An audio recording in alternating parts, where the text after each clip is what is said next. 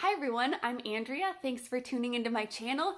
So happy week 2 of Camp NaNoWriMo. First of all, to be totally honest, I did not finish my project from last month that I had planned, that I believed I could finish. I didn't quite get it done. So the project was the third book in the Magic Pie Shop series. I really am almost done this time. I believe it. If I say it enough times with conviction, I believe it will happen.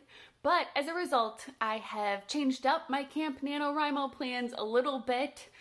You just gotta roll with it sometimes. I think I've talked about how I'm a pretty optimistic goal setter. I have tried to rein that in a bit, but I still sometimes just think I can get through things, no problem. I make the list, I write it down, and it's not realistic for what I can actually get through. So that's how I found myself in this situation. Again, I'm still learning. Now since I've changed up my Camp NaNoWriMo goals, instead of just doing 65,000 words in my 2015 NaNoWriMo project where I'd written 50,000 really rough words, I am now doing 65,000 words total. And so I am creating some new words on my third Slice of Magic book. Some of the chapters need to be expanded a bit and some things need to be worked out there. So I'm working on that right now mostly. And then I will be switching hopefully soon. I will be switching over to the fortune teller ghost book that I talked about originally in my Camp NaNoWriMo video that I will link below. So like I said, I was originally setting in editing / writing goals, so it might be a little harder to track working between the two projects like I am, but we'll see how it goes. In my mind, there is still that little part of me that thinks I can totally wrap up the third Slice of Magic book and still get a 65,000 word draft in the fortune teller book. But I think that's another example of my optimistic goal setting, and so I'm trying to not even let myself think that so that I don't set myself up for disappointment.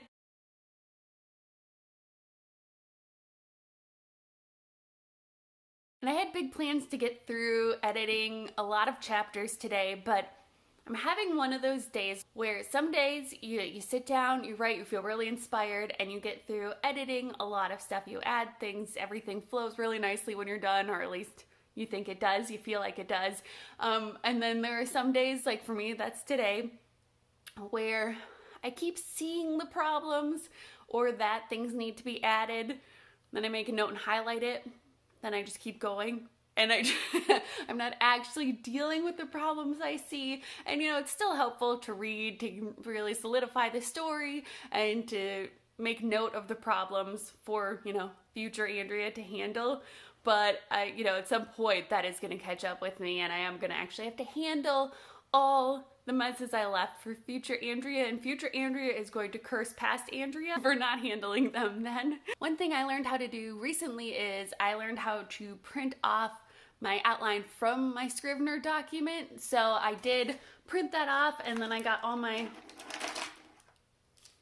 colorful pens out so that I could make notes, because it is just a lot more fun to make.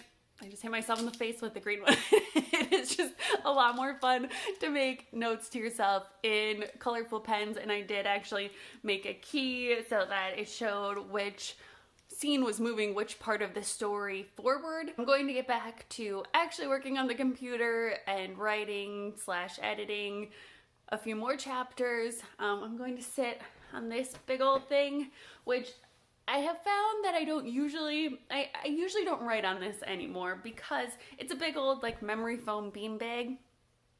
Very comfortable. It's not very good for productivity because I often just get a little too comfortable. It's good for watching TV in, as long as you don't mind missing the end of the show. At least if you're like me and you just fall asleep. So I'm gonna sit here for a while, see what I can get through, and yeah, we'll just see how it goes. I'm getting to some of the parts where I had dictated the scene originally, and I should edit immediately after I dictate because I'm not exactly sure what I was going for in a couple of these parts, but so note to future self. There's a lot of future Andrea, past Andrea going on here, but note to future self. Try to edit right away when you do dictation.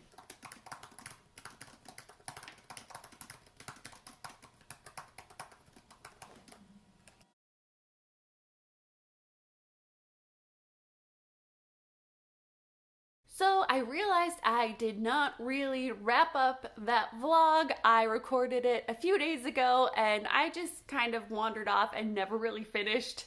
It just kind of shows how my brain has been working this month. It has not been very focused, but I'm back to wrap it up now. During week 2 of Camp NaNoWriMo, I came up with something that I think will tie together the last several chapters of my book. I had everything I wanted to happen kind of mapped out, but I didn't really have a good way to tie it all together, and I think I have that worked out now. So please subscribe to my channel if you want to see more writing videos from me, and please comment down below, how did week 2 of Camp NaNoWriMo go for you?